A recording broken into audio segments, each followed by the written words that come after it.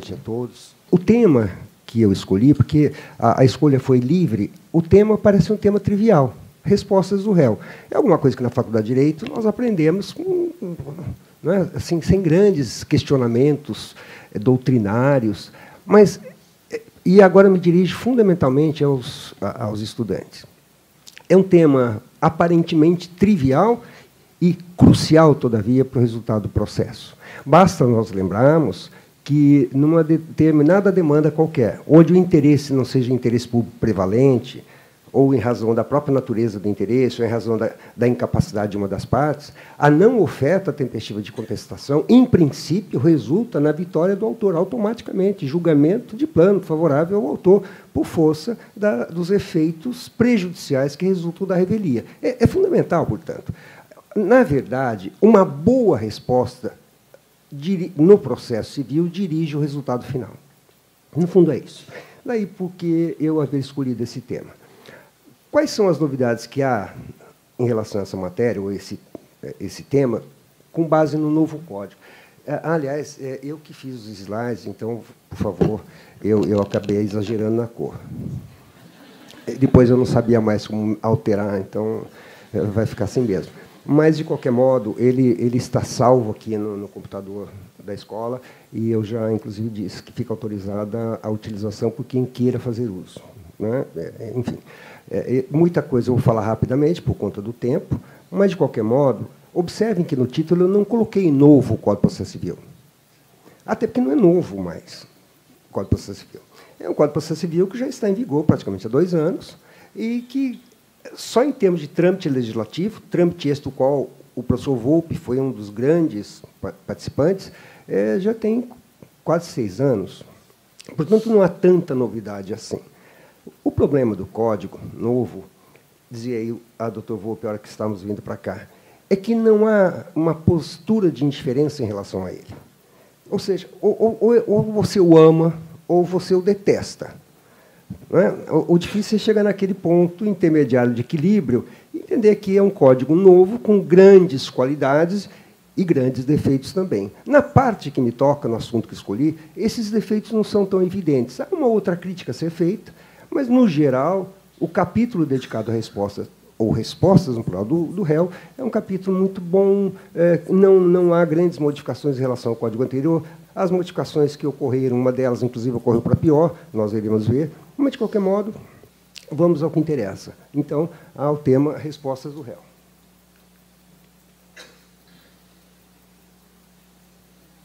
Em primeiro lugar, as novidades. Vejam, sem me deter no exame, isso aqui são os dispositivos do Código. No Código anterior, quando o réu ofertava a contestação, no Código atual assim também, mas no Código anterior, quando o réu ofertava a contestação, preliminarmente, ele deveria deduzir as defesas de natureza processual. Não é a matéria de competência, a matéria de condições da ação, a matéria de validade ou não de atendimento ou não de determinados pressupostos processuais, assim por diante. E, na sequência, aí sim, apresentava as chamadas defesas de mérito ou defesas substanciais. Então, havia um rol no Código que enunciava quais seriam as defesas técnicas processuais possíveis, e depois as defesas quanto ao mérito dependiam muito do caso concreto, dependiam da pretensão deduzida em juízo, dependiam da correspondente causa de pedido, enfim, de uma série de outras circunstâncias que não eram enunciadas, né, porque não podiam ser, no próprio Código. O que aconteceu? No Código atual, ainda continua havendo a necessidade de o réu, ao contestar, preliminarmente deduzir defesas relacionadas ao direito de ação, enquanto o direito de estar em juízo, buscando uma tutela institucional, e a validade e regularidade do processo, as chamadas, não por acaso, defesas técnicas. E, na sequência, as defesas substanciais. Evidente que defesas técnicas, quando elas houver, evidente. Defesa quanto ao mérito deverá haver, sob pena de ficar aí caracterizada a revelia. Também iremos examinar esse aspecto. Mas qual foi o ponto de interesse, o ponto de inflexão? Ainda falando aos estudantes. Existem determinadas matérias de interesse público, temas de ordem pública. E existem determinadas matérias que dizem respeito à parte, envolvem, portanto, interesses disponíveis. O que o legislador processual anterior e o que o legislador processual civil também fez no Código em vigor? Quando se trata de matéria de ordem pública, elas são matérias dedutíveis a qualquer tempo e grau de jurisdição, e, mais do que dedutíveis a qualquer tempo, cognoscíveis pelo juiz, inclusive de ofício, independentemente de provocação. Essas são as chamadas objeções. Objeções processuais. Ausência de interesse de agir, uma das condições da ação. Incompetência absoluta, validade do processo. E, ao lado dessas objeções processuais, as chamadas objeções materiais ou substanciais. Por exemplo, a decadência legal, que o juiz não apenas pode, como ele deve conhecer de ofício, nos termos do Código Civil, nos termos do artigo 210 do Código Civil. Pois bem, ao lado dessas defesas, denominadas tecnicamente objeções, nós temos as chamadas exceções em sentido estrito. Que seriam? Seriam aquelas defesas de alegação possível, mas que depende do interesse da parte. O juiz não as conhece de ofício. Em outras palavras, determinadas defesas a respeito das quais a parte tem o ônus de deduzi-las sob pena de preclusão, com as consequências que daí resultam. No rol do Código anterior, essas defesas estavam muito bem postas no artigo 301. No rol do Código atual, essas defesas aí continuam. Eu até preferia, ao invés de vocês ficarem me vendo na tela, que vissem os slides, né, fica mais fácil até para a compreensão. Essas defesas hoje estão no Código de Processo Civil, mas com algumas diferenças de procedimento de arguição e julgamento. Uma delas é a questão da cláusula de eleição de foro, a cláusula abusiva de eleição de foro. No Código anterior, teria que ser arguída a abusividade da cláusula de eleição de foro por meio de uma chamada exceção de incompetência. E quem atuava sabe disso. O que acontecia? Além da contestação, ou antes dela mesma, porque a exceção tinha o chamado efeito específico, você teria que ingressar com uma exceção, alegar que aquela cláusula de eleição de foro era uma cláusula abusiva, que, consequentemente, o foro competente não era aquele onde a ação havia sido proposta. Daí o juiz decidia, cabia agravo, ia para o tribunal. Era terrível. Para resolver um simples incidente, havia um incidente procedimental com todos os desdobramentos e problemas que deles advinham.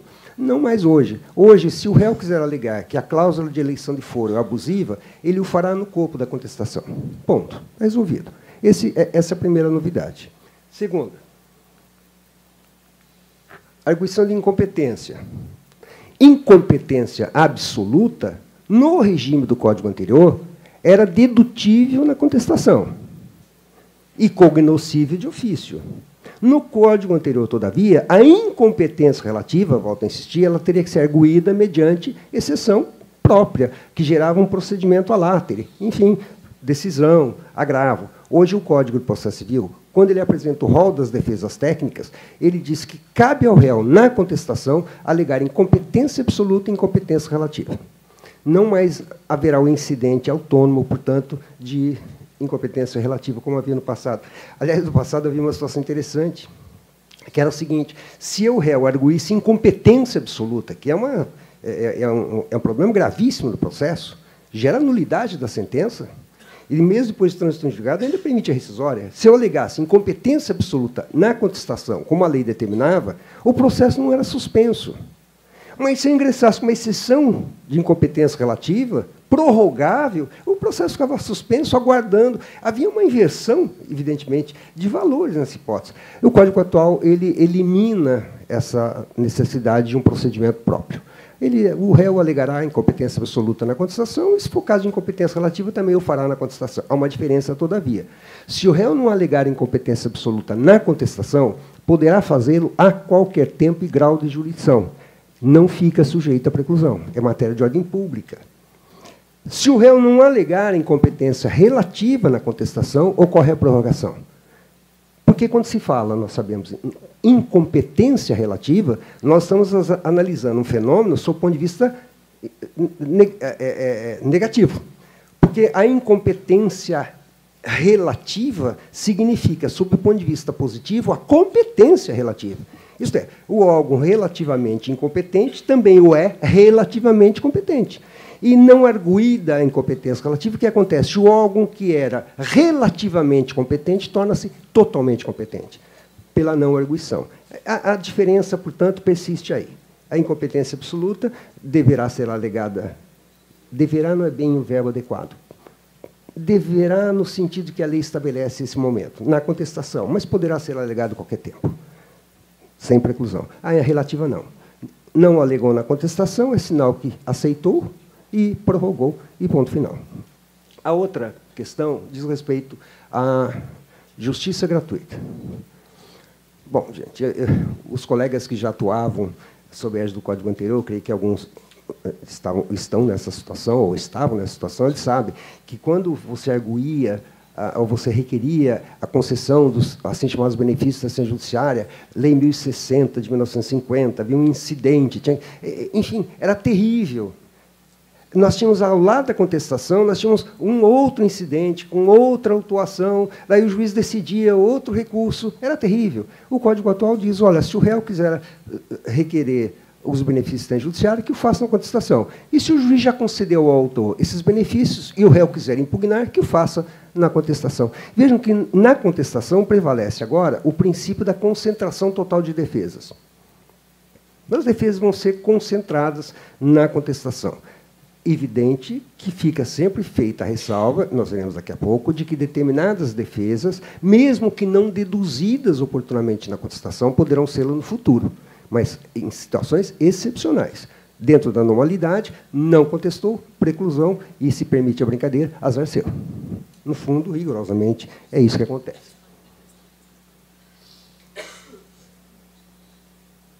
Aqui, uma outra novidade. Nem precisaria, melhorou bastante. Olha, gente, eu fui advogado, depois eu fui do Ministério Público, depois eu fui da magistratura, depois voltei a ser advogado, e eu nunca vi na minha vida inteira, nunca vi, não é verdade, eu nunca tinha visto nomeação à autoria, que era uma modalidade de intervenção de terceiros. Nunca tinha visto. E o único caso que eu vi de nomeação de autoria estava errado, não era. Não era o caso. Ou seja, era um incidente de intervenção de terceiro no processo, que era terrível. E a nomeação autoria, na verdade, não era a nomeação para o autor ingressar no processo, era a nomeação para alguém ingressar como réu. Era uma coisa terrível, um procedimento totalmente complexo. O problema todo estava relacionado à questão da legitimidade da parte. No fundo, era isso. Porque pense uma coisa, me permito aqui sim vale a pena nos determos um pouco mais. O que distingue, por exemplo, o possuidor do detentor? Sob o ponto de vista da realidade fática, fenomênica, o que distingue? Eu sou o detentor ou possuidor desse mecanismo? Sob o ponto de vista fático, não dá para distinguir, porque a distinção que se opera, que se faz entre detenção e posse, se dá no mundo jurídico, no plano jurídico apenas. O que significa dizer que é perfeitamente possível que alguém, agindo de boa fé, e, induzido pela realidade fática, processe o detentor imaginando que ele seja o possuidor. É claro que o réu, nesse caso, é parte ilegítima. E a ilegitimidade, em princípio, acarreta, naturalmente, a extinção do processo sem resolução do mérito. Mas, nesse caso particular, o autor, ao processar a pessoa errada, não o fez por negligência, por desídio, o fez porque foi induzido em erro. O que o Código dizia? O Código dizia o seguinte, então, nesse caso, o réu tem que, ao invés de contestar, o réu tem que falar, olha, eu sou parte legítima, porque eu sou só detentor, daí ele nomeava a autoria, o possuidor, que daí era citado, se aceitasse entrar no processo. Era terrível. O que o Código diz hoje? Olha que interessante, o Código fala o seguinte, você processou a pessoa errada porque foi induzido em erro pela realidade fática? Sim, se o réu alegar que é parte ilegítima, o juiz manda corrigir. Ali, no processo, corrige. Você ingressou com uma ação exigindo uma indenização de alguém, porque você imaginava que ele era o responsável. Imagine a responsabilidade civil por fato terceiro. Processa-se um, quando, na verdade, o responsável é outro. Aí, vai lá e alega isso. Se for o caso, o juiz manda corrigir. Percebe que é uma técnica que, no passado, era tão complexa em termos de aplicabilidade e que hoje enfim, foi simplificado, atende ao princípio da primazia do julgamento de mérito, atende à garantia da duração razoável do processo, sem qualquer mácula à segurança jurídica. Isso aqui é uma das grandes novidades. Não que tenha aplicação prática, muita, mas é uma das grandes novidades, das boas novidades do Código de Processo Civil. Agora,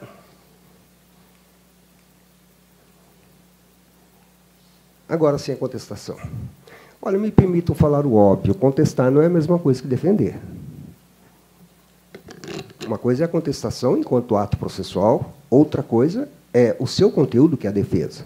A contestação, portanto, é ato de veiculação de defesas. Nós não podemos confundir o ato processual com aquilo que ele contenha e com as consequências que resultem de seu conteúdo.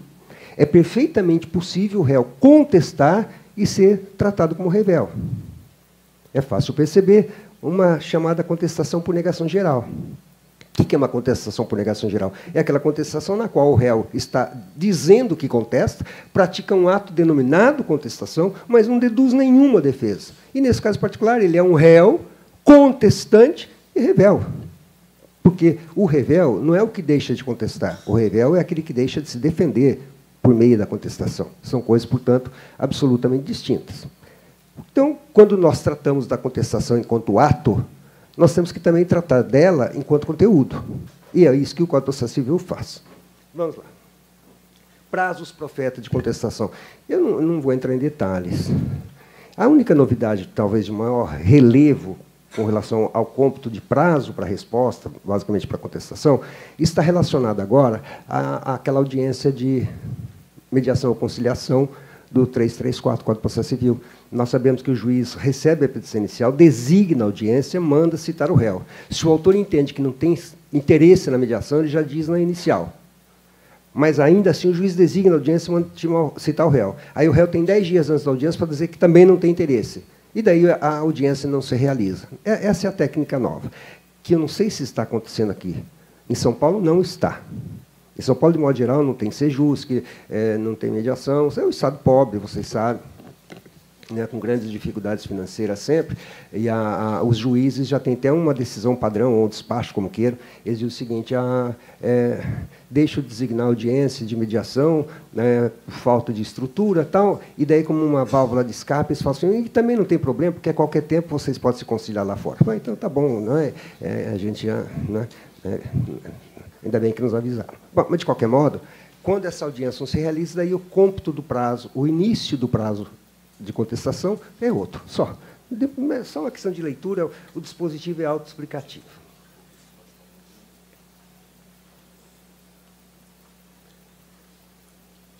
Aqui, o princípio da eventualidade da defesa, eu, de certa forma, falei dele sem citar a qualificação. Ou seja, todas as defesas de que você disponha, deverá deduzi-las, como regra, na contestação. Você pratica o ato jurídico processual contestação e, por meio dele, você veicula suas defesas, sejam elas as defesas processuais, sejam elas defesas substanciais. Aliás, me permito até aqui uma observação, que eu não sei se é comum aqui. Lá em São Paulo, principalmente no tribunal, a gente vê muito isso. O réu chega na contestação e diz o seguinte, preliminarmente, a citação é nula, porque não sei o que, tal. 2, preliminarmente, prescrição. Então, daí lá, 3, quanto ao mérito. Mas espera, como quanto ao mérito? No momento que você alega prescrição, ou você alega decadência, essas não são defesas preliminares, essas são defesas de mérito preferenciais, prioritárias. Porque defesa preliminar, tecnicamente falando, na contestação, são as defesas técnicas. As defesas relacionadas ao direito de ação, falta de legitimidade, falta de interesse. As defesas relacionadas à validade e regularidade do processo, competência, citação, validade, representação e assim por diante. Tudo mais é mérito. E, no rol das defesas de mérito, as mais importantes são as relacionadas à decadência e à prescrição. Quando eu dou esse assunto, essa aula aos meus alunos, eu digo o seguinte, imagina uma hipótese. Alguém me promove uma ação indenizatória, alegando o seguinte na petição inicial, que no dia tal, às tantas horas, ele, autor dirigindo seu veículo, sofreu uma colisão pelo veículo por mim dirigido, eu estava na contramão de direção e eu sou responsável pelo dano e ele pede uma indenização. Esses fatos são caracterizadores da causa de pedir, e o pedido é esse, eu quero uma indenização por ato ilícito. Aí eu digo brincando. Aí eu chego como réu e falo, doutor, na contestação, falo, olha, doutor, o autor disse que no dia tal, às tantas horas, houve um acidente de trânsito no qual eu estive envolvido. É verdade, houve mesmo e eu estava envolvido.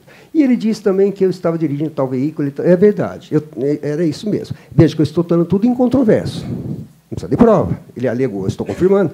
E ele diz ainda que eu ingressei na contramão de direção. É verdade, ingressei. E ele disse que a culpa foi minha.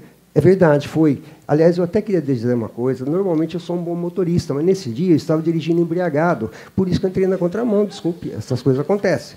Vocês vejam que, nesse caso particular, na minha contestação, eu não apenas concordei com a versão fática do autor, como eu até a incrementei. E daí eu prossigo e digo o seguinte: uma coisa, todavia, que o autor não disse na petição inicial, mas eu faço questão de dizer agora, que é o momento oportuno, é que já ocorreu prescrição. Se já ocorreu prescrição, eu ganho a causa. Não é defesa preliminar, é defesa prioritária, de mérito, dedutível na contestação, ou a qualquer tempo, quando envolver interesse de incapazes. Como a decadência legal, como a decadência convencional, a respeito das quais falaremos daqui a pouco. Essas são as chamadas objeções e exceções. Estão aqui. Então, o que mudou eu coloquei em azul. Se nós fizermos um confronto entre o 301 do Código anterior e o 337 do Código atual, o confronto está no azul. O que está em azul mudou, basicamente, em relação ao Código anterior.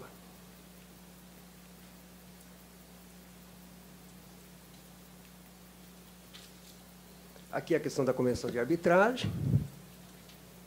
Não é? Foi dada uma solução que, no meu modo de ver, não é a melhor solução. Em todo caso, há uma solução atual. Isto é, se houver cláusula ou convenção arbitral, naquele caso particular, e a parte que se comprometeu à resolução daquele conflito mediante a atividade da chamada jurisdição privada, isto é, arbitral, ainda assim ela se socorre do Poder Judiciário, pela lei de arbitragem, artigo 7º da lei de arbitragem, quando se tratar de cláusula arbitral, o juiz de ofício diz que não vai processar ali. Mas o Código atual diz o seguinte: se o réu não alegar a existência da convenção, prorroga, o juízo arbitral fica afastado e prevalecerá, então, a jurisdição estatal. É o que está no Código. Não sei se é uma boa solução ou não, acho que não é, acho até que o Poder Judiciário aí sai perdendo, porque o ideal é que essas causas que foram originalmente pactuadas como indo para a arbitragem são aquelas causas que realmente deixam espaço livre para que o Judiciário resolva as grandes causas de interesse maior. Mas, enfim, é o que está no Código. Aqui o ônus da impugnação especificada. Eu coloquei em azul, não é que seja diferente do 302 do Código anterior. Eu coloquei em azul para dar realce. Aqui é só para dar realce. Mas, fundamentalmente, é o seguinte. Olha, veja. Se eu, na minha defesa, ou no meu pedido enquanto autor, eu alego em prol da minha pretensão, ou em prol da minha defesa, matéria de direito e iura noviticuria.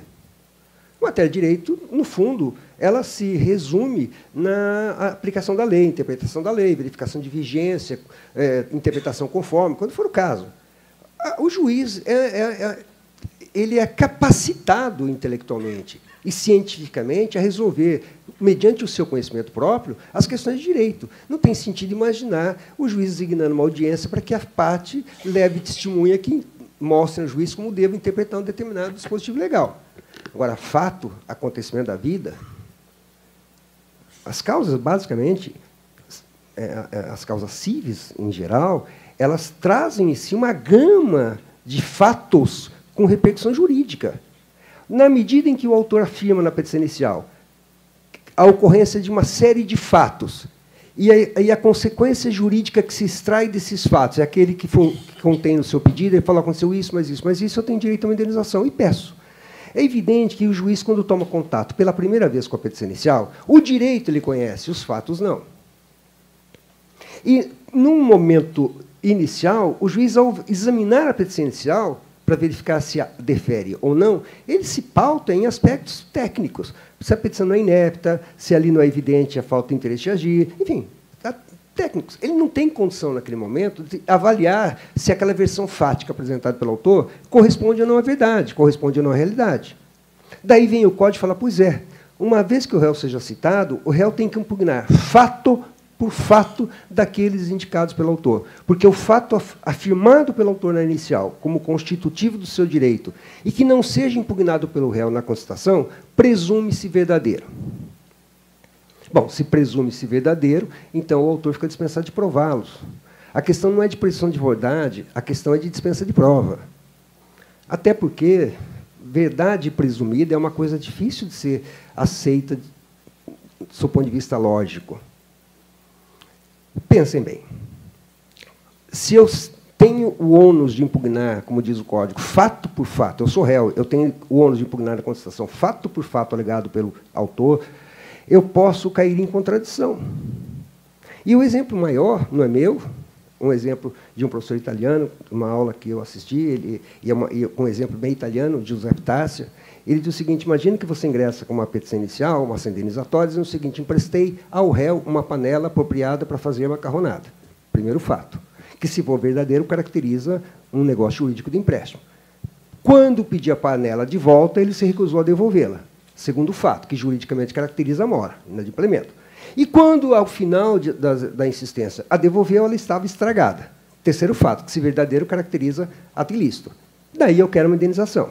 Ele falou: imagine o réu tendo que impugnar fato por fato, como diz a lei. O réu chegaria na contestação e diria o seguinte: meritíssimo juiz, o autor está afirmando que me emprestou uma panela apropriada para fazer macarronada, mas não é verdade, eu nego peremptoriamente, nunca me emprestou. Ele diz também que, quando pediu de volta, eu não devolvi. Não é verdade, eu devolvi imediatamente. E, quando devolvi, ela estava em ordem. Percebem que, se você levar o ônus da impugnação especificada às últimas consequências, você destrói sua defesa. Significa dizer que você tem que impugnar os fatos essenciais e os fatos antecedentes. Qual é o risco de você não impugnar? Qual é o risco de você impugná-los todos numa situação como essa? É cair em contradição.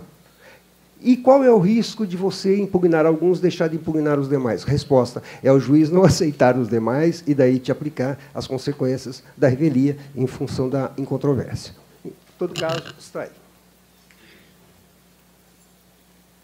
Defesas supervenientes à contestação, aquilo que eu mencionei no início. O momento adequado, até pelo princípio de eventualidade da defesa, é que você deduza suas defesas ao apresentar sua contestação. Mas há determinadas defesas que você poderá deduzi-las a posteriori. Primeiro, as relativas a fato ou direito superveniente. Olha, só se eu fosse futurólogo, eu chegaria para o juiz e falaria: eu estou me defendendo, alegando todas as defesas de que eu disponho hoje, mas, olha, se eu vier a dispor no futuro de tal defesa, porque vai surgir um direito novo, um fato novo, também já está... Obviamente que foge à lógica e ao bom senso. Defesa ou direito superveniente à oferta da contestação, o momento adequado é imediatamente assim que você dele tenha conhecimento. É isso que o Código diz. Segundo, aquelas defesas às quais o juiz deva conhecer de ofício. As objeções. As objeções. Não é aquele rol que eu falei, a questão da incompetência absoluta, em matéria de direito substancial, a decadência legal, e assim por diante. Se eu não alego na contestação, mas a matéria é de ordem pública, o juiz tem que conhecer a si mesmo, inclusive de ofício. Agora, uma coisa que me parece importante frisar é que não se pode confundir reconhecimento ex officio de uma matéria e decisão inaudita altera parte. Está havendo muita confusão com base na interpretação equivocada dos artigos 9 e 10 do Código de Processo Civil atual. Conhecer de ofício, me permito aqui o óbvio, conhecer de ofício significa que o juiz se posiciona diante de determinados temas, independentemente de provocação. Por quê? Pela relevância do tema. Decidir inaudita altera parte significa que o juiz decidir a respeito de uma parte, a favor de uma parte, sem antes dar à outra a devida oportunidade. Ora, o juiz pode, de ofício, conhecer incompetência absoluta? Resposta: pode. E, se ele reconhecer a incompetência absoluta, ele não vai determinar a redistribuição do feito a quem seja competente? Sim. Aliás, nem cabe agravo dessa decisão, diga-se passagem. Não está no rol do 1015 do Código. Mas o juiz pode fazer isso sem ouvir o autor? O juiz pode, de ofício, reconhecer a incompetência absoluta? Resposta: não só pode, como deve, está no Código. Significa dizer que, se o réu não alegar na contestação, ainda assim o juiz vai conhecer. Mas, antes de declinar, ele vai ter que ouvir o autor, por força do artigo 10 do Código de Processo Civil, que proíbe as chamadas decisões surpresas. As decisões de ofício ou não, que o juiz pode conceder inaudita altera parte, não pars, inaudita altera parte, são aquelas que estão no artigo 9º. São 3 situações que estão no Código de Processo Civil. Depois, aquelas que, por expressa autorização legal, puderem ser alegadas a qualquer tempo. É o caso da decadência legal, convencional. Quando a decadência é estabelecida por lei, o réu alega na contestação ou a qualquer tempo e julgamento de ofício.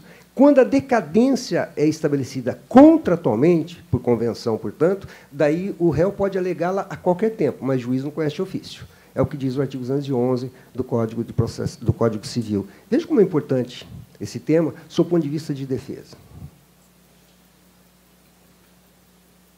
Aqui a questão da revelia e contumácia. Meu tempo está terminando, já me informaram. Olha, então me permite fazer uma breve distinção entre revelia e contumácia. A revelia é uma situação processual relacionada àquele réu que não ofertou oportuna contestação com conteúdo defensivo. Diferente da contumácia. E as consequências também são diferentes. O réu é revel. E o réu pode ser contumaz, mas o autor também, com consequências seríssimas. Porque contumácia é aquela situação de desídia de qualquer das partes em relação ao processo. Vejam, se o réu deixa de contestar, apesar de regularmente citado, ele está sendo desidioso, isto é, contumaz, e revel, com as consequências que daí advêm. Mas pense numa outra hipótese. Se eu sou o autor da causa e o juiz me dá prazo, sei lá, examina a petícia inicial e me dá um prazo de 5 dias para que eu apresente um determinado documento que ele reputa essencial, se eu não apresentar o documento em 5 dias, o que acontece? Eu estou sendo desidioso, eu, o autor, estou sendo contumaz, ele vai indeferir a petícia inicial. Então, percebam que são situações distintas. A revelia cabe no contexto da contumácia. Mas nem toda contumácia é de réu e nem toda contumácia, consequentemente, caracteriza a revelia. Uma outra coisa. Olha, presumir-se-ão verdadeiras as alegações. Eu sempre me bati contra isso. E eu praticamente vou terminar quase que a exposição aqui, depois falo 1 minuto sobre a reconvenção, prometo que eu sigo o tempo. Vejam uma coisa. Não é possível que um fato seja presumivelmente verdadeiro. Eu também costumo dizer, brincando aos meus alunos, o seguinte: se o réu é revel no processo penal, o que o juiz lhe dá? Se o réu é revel no processo penal, o juiz lhe dá um defensor. E se o juiz penal, criminal, ao final tiver dúvida quanto à autoria ou mortalidade, na dúvida, o que ele faz? Resposta: na dúvida, ele absolve. Processo civil. Se o réu for regularmente citado e é revel, o que o juiz lhe dá? Lhe dá na cabeça. Decreta a revelia e julga antecipadamente. E se o juiz civil tiver dúvida? Resposta: a angústia existencial da dúvida só afeta adolescentes e juízes criminais. Juiz civil, ele decide ou com base na prova ou com base na incontrovérsia. Com base na prova, fato provado, ou com base no fato incontroverso. Só que fato incontroverso não é necessariamente fato verdadeiro. Esse é o problema. Veja, o doutor Volpe está aqui. Eu chego amanhã, eu volto amanhã para São Paulo, eu chego amanhã, ingresso com uma ação, eu tenho o nome dele, endereço, tudo. E eu vou dizer, lá em São Paulo, uma determinada ação indenizatória que, nesse exato momento, lá em São Paulo, no Pacaembu, ele dirigindo imprudentemente um veículo, bateu no meu carro e me causou dano. É absolutamente falsa essa história. Mas, se ele for citado e não se defender, significa que esses fatos se tornaram verdadeiros? Significa não, eles continuam falsos, mas são incontroversos. E aí entra o dado verossímeis. Porque o juiz trabalha com a ideia de incontrovérsia e verossimilhança. Querem ver? Bauru é uma cidade lá no interior do estado de São Paulo, onde havia um aeroporto e ficava à margem de uma grande rodovia, Marechal Rondon. E no interior, creio que aqui também possa ser assim, não é incomum você ver ciclistas andando pelo acostamento da estrada. Olha o que aconteceu. O fulano estava pedalando a sua bicicleta e, daqui a pouco, ele escutou o barulho de um... Ali tinha uma escola de pilotagem, ele escutou o barulho de um monomotor próximo, mas ele estava perto do aeroporto, então ele imaginou, pela lógica, que aquele avião estivesse descendo. Mas não era o que aconteceu. O avião perdeu potência de motor e o piloto tentou aterrissar na estrada, porque senão ia cair. E o que aconteceu? O fulano estava pedalando bicicleta lá na frente, de costas, o piloto aterrissou, o avião vai em direção a ele, a ciclista, o piloto percebe que vai haver colisão, o avião não tem buzina. A sorte é que, a hora que houve o embate, a asa bateu nas costas do ciclista, derrubou ao solo, ele se feriu um pouquinho, mas podia ter ficado paraplégico, tal. Imagine alguém contando essa história numa petícia inicial. Ação indenizatória, aéreo ciclístico. Estava eu pedalando minha bicicleta quando fui atropelado por um avião. essa história é absolutamente inverossímil e totalmente verdadeira. Não obstante, a história de que o doutor Volpi bateu meu carro é totalmente falsa, mas não obstante verossímil. Vejam que o juiz trabalha, portanto, não com a ideia de verdade, gente. O juiz trabalha com a ideia de incontrovérsia e verossimilhança. É isso que o Código fala.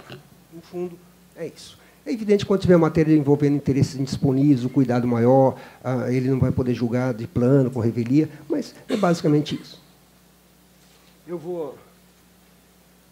Pronto. Aqui, eu só vou fazer uma observação. Eu sei que o meu tempo acabou, mas me falaram que eu podia ir além, que era a minha primeira... Mas não vou abusar. É o seguinte, nós só sabemos que a reconvenção tem natureza jurídica de ação, é uma ação deduzida pelo réu no curso do processo, com ampliação do objeto do processo, né, chamado cúmulo objetivo, todo mundo sabe disso. Nós sabemos que a reconvenção é facultativa, nem sempre é cabível, mas quando cabível é facultativa, mas nós sabemos também que no Código anterior havia uma regra que era a seguinte, se o réu contestasse sem reconvir, tudo bem. Se o réu contestasse e reconviesse quando fosse cabível, era 315 do Código anterior, tudo bem. Mas o réu não podia reconvir sem contestar. E o réu não podia reconvir sem contestar pela singelíssima razão. Imagine, o prazo para reconvir e o prazo para contestar é o mesmo. Era lá e é aqui, no Código em vigor. Qual seria o sentido de eu reconvir e não contestar? A pergunta que eu às vezes fazia aos meus estudantes era o seguinte, é possível o réu reconvinte, revel? E é possível réu, revel, reconvinte? Ou a ordem dos fatores não altera o produto? Claro que a ordem dos fatores não altera o produto. Evidente que sim. Em outras palavras, se eu sou réu e eu reconvenho, falando passado, reconviesse, portanto, sem contestar, eu seria tratado como revel. E o juiz julgaria antecipadamente o pedido formulado pelo autor. Claro que o processo prosseguiria depois para julgar, mas era assim que funcionava. O que o Código atual quis fazer foi revelar a autonomia da reconvenção em relação à ação original. Não conseguiu muito bem, porque no 315 do Código anterior, quando ele falava do cabimento da reconvenção e seus pressupostos, ele falava assim, a reconvenção conexa com a ação principal. Ora, a ação principal é a ação que o autor promoveu e deu vida ao processo. Se a ação do autor é a principal, a reconvenção seria acessória. E o acessório seria a ação principal. Nós sabemos que não é assim. Então, eu falar para os alunos, onde está dito ação principal, leio a ação original, que deu origem ao processo. O Código atual fala em ação principal. Continua falando.